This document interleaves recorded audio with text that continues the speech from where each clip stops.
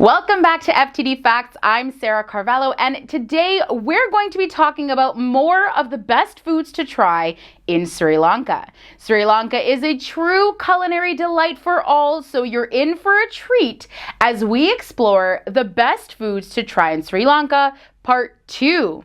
If you haven't checked out Part 1, I highly recommend you do that after finishing this video, as I talk about even more delicious Sri Lankan food that you must try if you're ever in the country. I know you're all excited about it, so let's get right into it. Just please excuse my pronunciation of some of the words. All right, starting off at number 10, we have something called KONDA KAVUM. KONDA KAVUM, also known as Sri Lankan oil cakes, are a delicacy served during the Sri Lankan and Tamil New Years.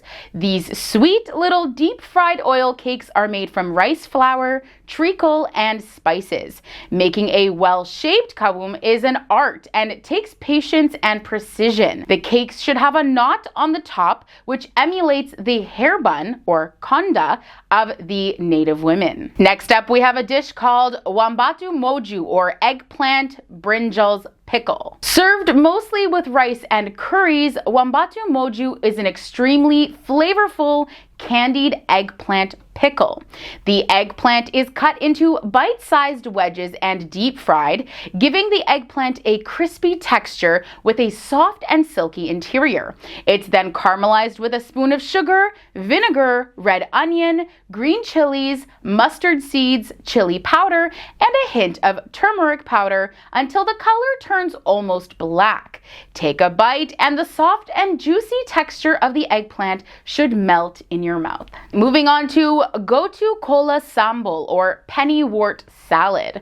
One of the most readily available green vegetable dishes in Sri Lanka is gotu kola sambal. Gotu kola, known in English as Asiatic pennywort, is a medicinal herb in Asia. It's shredded into slivers, then combined with shallots, tomatoes, fresh grated coconut, and chili, and seasoned with a dressing of salt, pepper, and lemon juice. Sambal is a term used in Sri Lanka for ingredients that are combined and eaten raw, sometimes more of a chili sauce and sometimes more of a salad, like gotu kola sambal. Gotu kola has a powerful herbaceous flavor similar to kale, making it an extremely fresh and crisp dish. It's typically served as a side dish with curry and rice. And up at number 7, we have KIRI toffee and pol toffee. KIRI toffee, or milk toffee, and pol toffee, coconut toffee, are prepared for major celebrations in Sri Lanka, including Sinhala and Tamil New Year, or without any reason at all. Milk toffee is a mixture of sugar syrup with condensed milk. Sometimes chopped cashew nuts are added to enhance the flavor. Pol toffee is a variation of toffee that is made with grated coconut. Both can be found in small roadside shops and supermarkets, but the best ones are homemade toffees. Now, have you ever heard of something called the wood apple? Well, the wood apple is a Southeast Asian fruit with a hard shell and a pungent, almost blue cheese aroma.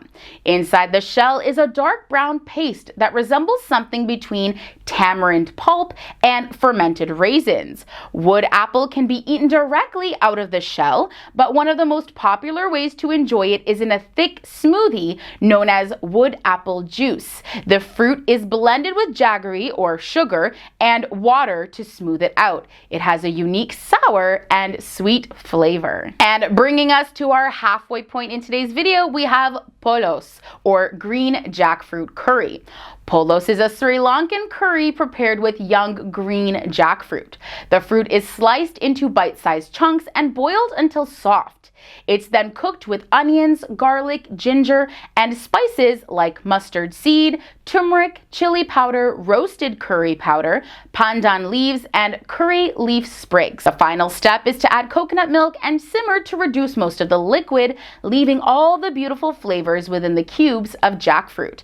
Jackfruit has a starchy texture, somewhat similar to cassava or potato. All right, and moving on to our next dish called ISSO, another favorite favorite is ISSO, which means prawn fritters, and apparently the gull-faced green is the best place to get them. This delicious fritter is a mixture of ground prawn, split yellow peas, ginger, garlic, onion, dried chili, and curry leaves. Before frying, it is topped with prawns, usually marinated in turmeric and chili powder and salt. Squeeze some fresh lime on top once it's fried, and serve topped with finely chopped onions and chili. Sounds delicious. And coming up at number 3, we have KUKULMAS curry, or chicken curry. Chicken curry is a common household dish in Sri Lanka. Spices like fennel seeds, cardamom, cloves, and cinnamon sticks are tempered in hot oil before being combined with chicken and spices like chili powder, curry powder, turmeric, pandan leaves, lemongrass, and curry leaves. The addition of coconut milk contributes to the rich base of the curry gravy. Depending on the recipe, a puree of tomato is often included.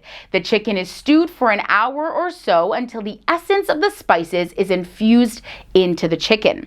This dish is most satisfying when served with hot rice and fresh roti. Next, we have KALU curry. Enough cannot be said of the Sri Lankan delicacy known as black pork curry. It is a delicious and truly flavorful dish, every family having its own generational recipe.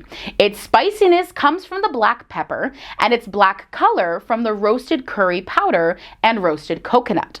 The dish consists of scraped coconut or grated coconut, ground black pepper or peppercorns, boneless fatty pork, dried goraka, red onion, garlic, ginger, curry leaves, roasted curry powder, paprika, turmeric, and cayenne powder, which are simmered in a pot and enjoyed with rice. And coming in at number 1, a very highly requested dish by many of you from our first video is KIRIBATH with LUNU MIRIS. KIRIBATH is a special type of rice cooked with thick coconut milk and often served during special or auspicious occasions such as Sinhalese New Year. There are a few versions of KIRIBATH, but the basic procedure involves boiled rice with coconut milk and a pinch of salt. The coconut milk makes the rice creamy and rich and helps it form a sticky consistency. Once the rice is finished cooking, it's cut into wedges and served like slices of cake. One of the most common ways to garnish KIRIBATH is with LUNU MIRIS, a sambal chili sauce. Alright friends, this brings us to the end of today's video on the 10 best foods to try in Sri Lanka, part 2. I don't know about you, but all this talk about food has me feeling a little hungry. I could definitely go for some traditional chicken curry, and I've heard so much about KIRIBATH that I just know I have to try that too. How about you? Which dish from today's list left your mouth watering and wanting to rush over to Sri Lanka for some delicious cuisine? Let me know in the comments below. And if you enjoyed this video, I highly recommend checking out our video for part 1 of the 10 best foods to try in Sri Lanka. I've linked it in the description section below, so be sure to click on that link and check it out. As always, don't forget to like and subscribe to show us your love, and check me out on social media to see what I'm up to when I'm not here on camera. We'll see you next time right here on FTD Facts. Bye!